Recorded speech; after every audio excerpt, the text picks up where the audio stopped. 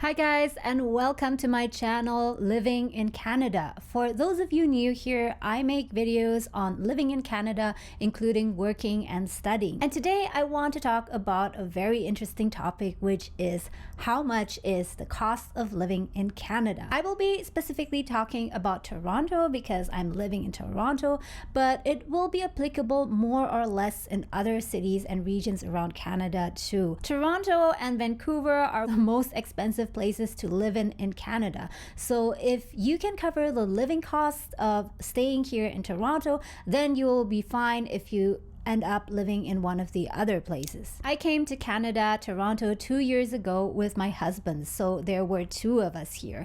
And I can tell you up front that if you live together with another person in Canada, then your overall expenses per person will likely be cheaper because you will be sharing the cost of rent. So let me start by letting you know what the cost of living for two people living together is, and then I'll move on to the cost of living for one person. So for two people living together in Canada, Toronto, you should budget at least $2,800. And I clearly say the minimum because you should plan for more.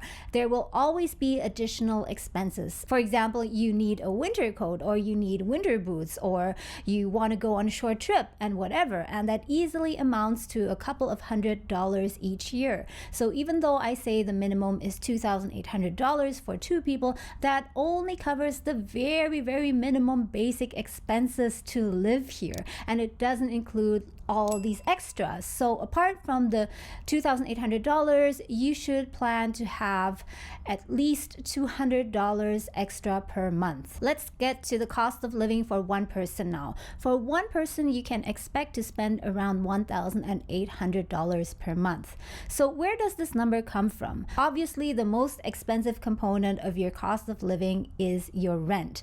At least that is the case in Canada. An exception might apply if you have your own house here, if you own a property, if you bought a property in Canada, so you don't have any expenses for rent. But let's just say that you are the average student or the average worker like I am. So I am still renting. So the biggest expense would be your rent. And it is very, very difficult to find anything here in Toronto under $1,200. And I think that the same would apply for Vancouver.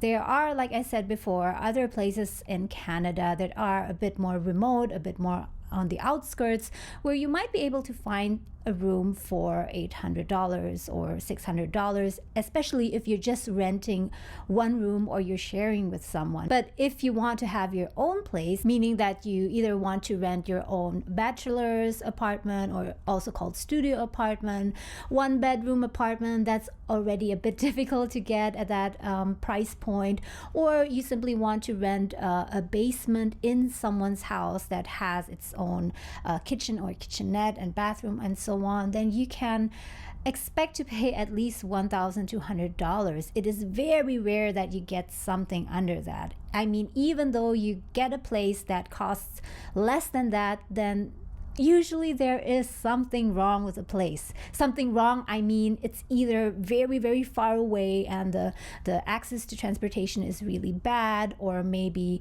there's something wrong with the water pipes or the heater and so on. You got my point.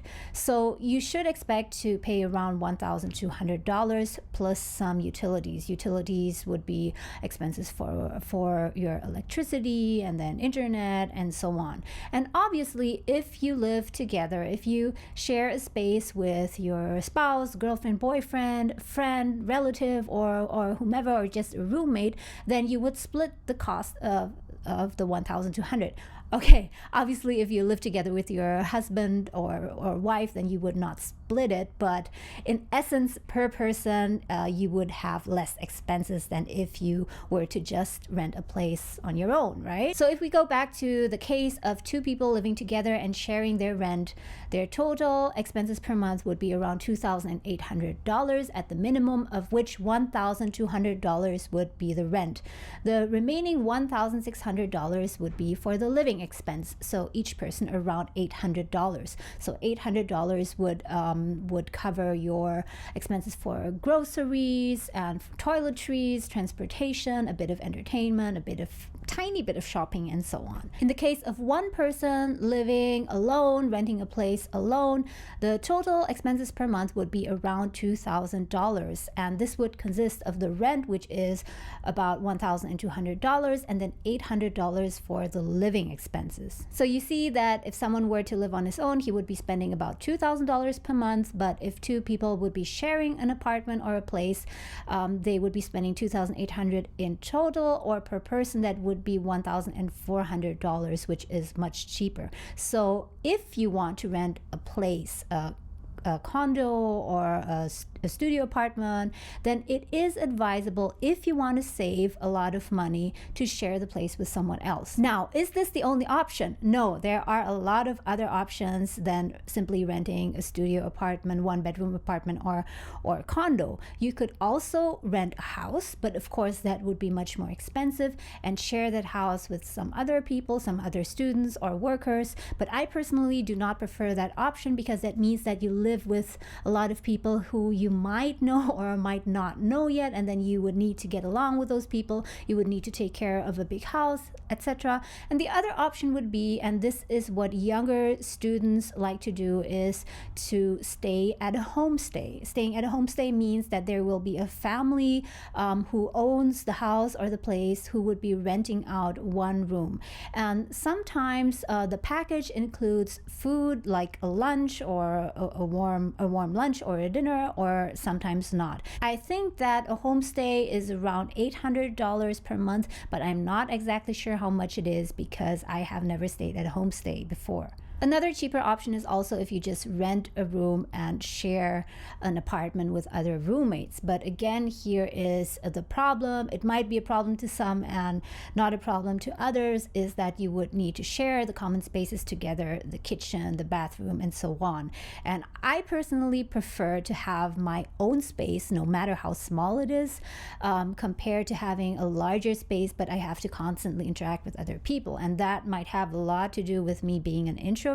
But again, it's different for everyone, so you will need to decide what is best for you. Okay, so I hope you got a rough idea about how much the living expenses here in Canada is. So in case you are planning to come to Canada to study or to work, you have an idea about it.